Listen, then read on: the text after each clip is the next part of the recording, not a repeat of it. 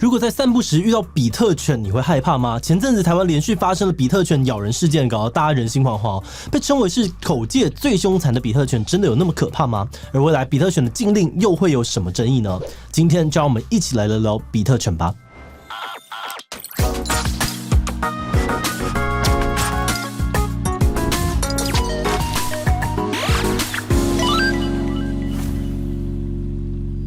Hello， 大家好，我是志祺。不久之前，屏东有一位3岁男童趁着妈妈不在的时候，偷偷溜到了邻居家，结果遭到了邻居饲养的比特犬攻击，送医后伤重不治，震惊了社会。而事情发生之后，大家吵成一片有些人觉得是妈妈的问题，认为她放任孩子乱跑才会导致这样悲剧，但也有人认为乡下的地方大家都会共用生活空间，攻击性比较强的比特犬本来就不该养在小孩会经过的地方。不过这个部分还需要更多司法调查才能够厘清双方的法律责任，所以今天我们不会着重在事件的本身，而是退一步来看比特犬到底适不适合当宠物，为什么攻击事件那么多，而台湾的禁养政策又会有怎么样的争议呢？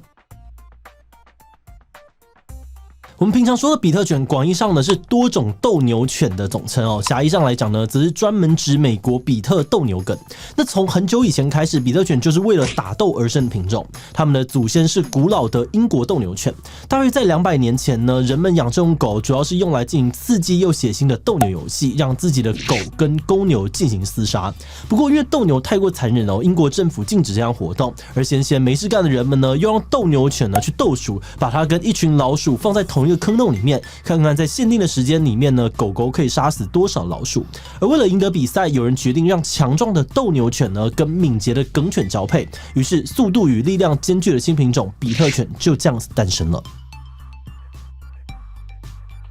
不过这个时期的比特犬呢，并没有给人太凶狠的印象，反而因为忠心耿耿勇敢活泼的性格，受到了许多人的喜爱。他们跟着英国的移民潮一起来到了美国，很多历史名人像是爱迪生海伦凯勒、马克吐温都曾经养过比特犬，甚至在1战还有2战的时候，比特犬还凭借着英勇忠诚的形象，成为美国在战争时期用来鼓舞人心的吉祥物。不过这个好狗狗的形象呢，并没有维持太久到了最近几十年，人们对于比特犬态度急转直下，从人见人爱变成了人见人怕。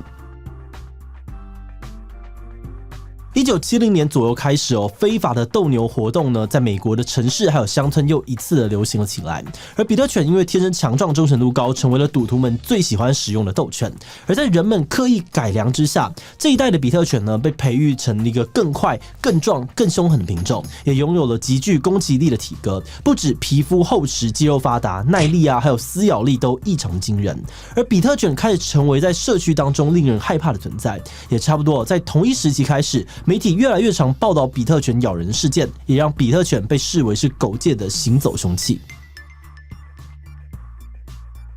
由于比特犬的咬合力高达了80公斤咬到了呢也绝不会轻易的松口，所以被比特犬攻击的对象呢往往非死即伤。像在国外时不时就会发生比特犬咬死幼童老人或是宠物犬的案件，而甚至呢根据美国之前的统计每天平均会有2起比特犬咬人事件，每14天呢就会有1个人被比特犬攻击身亡。而在台湾，比特犬攻击事件也时有耳闻，像是去年10月的时候，新竹就有1名男子因为戏弄比特犬，被比特犬咬破动脉失血过多身亡。而2年前呢，也有一个刚满1岁的小孩被自家的比特犬猛烈的攻击，导致颅骨粉碎性骨折，紧急送医才捡回一命。而这惊悚的新闻呢，让大家人心惶惶连兽医师也跳出来呼吁大家不要让小孩跟比特犬独处。而每次发生这些事件呢，大家就会开始争论说，比特犬这么会咬人，到底是谁的错？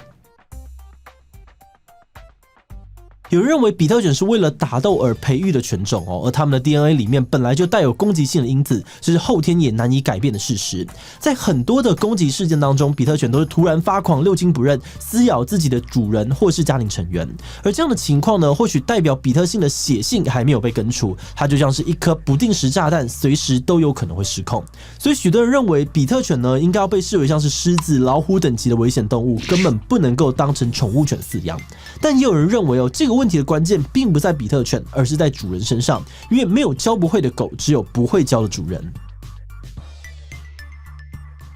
有专业训犬师表示呢，比特犬在幼犬时期就需要进行社会化稳定性的训练，让它接触不同的狗狗、不同的人类，这样它长大之后情绪会比较稳定，也比较不会出现攻击行为。只要受过良好的教育，长大之后的比特犬跟其他的宠物犬比起来，就不会有什么差别。甚至在国外许多比特犬也能够担任警犬、搜救犬、疗愈犬这种性格稳定的工作犬。但这样的资讯其实很多饲主并不了解，他们没有花心思去教育比特犬，也不会导致狗狗平常的偏差行为。有许多的饲主都只是把比特犬当成是看门狗，每天让它绑着铁链或是关在铁笼内，这种缺乏养成是长期忽视狗狗身心健康的后果，就让比特犬变得焦躁易怒，反而比它原本还要更有攻击性。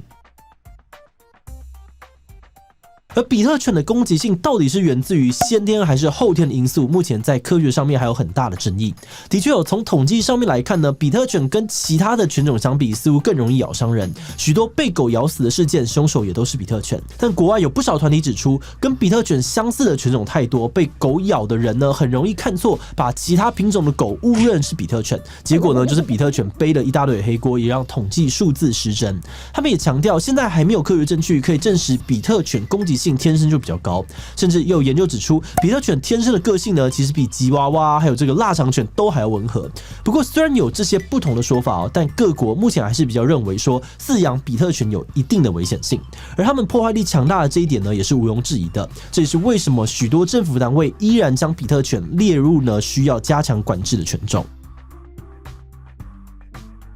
由于比特犬咬人事件频传农委会决定呢，从今年的3月1日开始全面禁养比特犬。未来比特犬以及有混到比特犬基因的大型犬只都不可以买、不可以卖、不可以养、不可以生。如果被查获非法饲养比特犬呢，政府将会直接没收犬只，并对饲主记出罚款。那如果你原本就有饲养比特犬，该怎么办呢？没有关系你还是可以继续养，但是要强制登记，也不能够再进行买卖跟繁殖。要是你没有登记又被检举了，一样会被视为是非法饲养处理。农委会表示，虽然早在20年前就已经将比特犬列为法定的危险犬种，并且要求比特犬在出入公共场合的时候呢，除了要系上牵绳由成人陪同之外，也要戴上嘴套以防万一。但是很显然的政策效果不彰，比特犬咬人事件还是层出不穷，所以这一次才会提升这个管制的强度，希望能够逐渐的降低比特犬的数量。这是台湾史上第一次针对单一犬种的饲养禁令。不过这项禁令还没有上路呢，就已经引起了不小的骚动。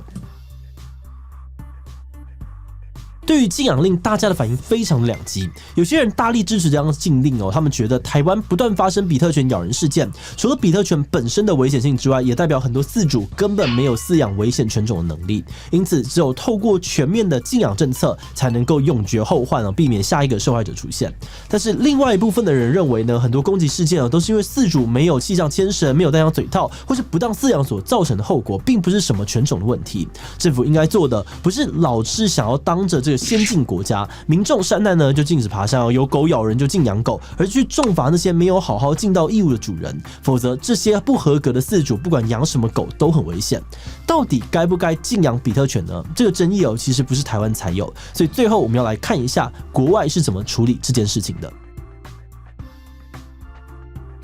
包含像是英国、丹麦、巴西、比利时等数十个国家在内，目前也都有针对比特犬进行严格的管制。像是在波兰、罗马尼亚呢，如果要养比特犬的话，必须要特别提出申请；而在英国、挪威、丹麦等地，则有全面的禁养令，借此减少比特犬的数量。不过在这些国家之中呢，也有一些政府在重新检讨这些政策合不合理。举例来说好了，加拿大多伦多呢，早在10几年前就通过了比特犬的禁养令，让比特犬的数量大幅减少。但这么多年下来多伦多的狗把人咬伤的案例不仅没有改善，反而还创下了历史新高。而这样的情形呢，也让大家开始思考说，问题会不会出在其他地方？禁止民众饲养比特犬，或许不是最好的方法。